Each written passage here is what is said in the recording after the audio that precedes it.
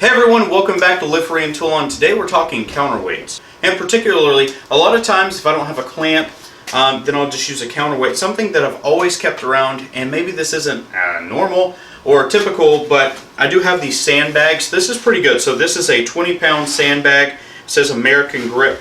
You can set it over top of cables. You can set it, pretty much on top of anything, and it'll weigh it down. Particularly stands or tripods or something like that. You can hang it from it. It keeps it in place pretty good. But then also, I use this. This is a 50-pound weight. I've been using them for a long time.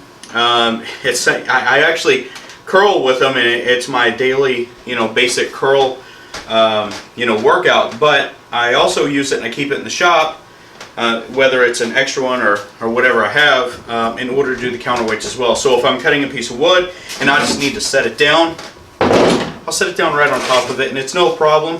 You can set it down, you can throw them around. It's really not that much weight considering.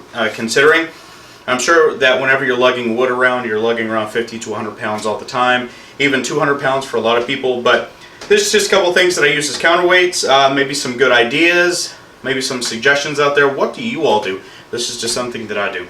Thanks everybody for watching. We'll catch you in the next video. Take care. Bye.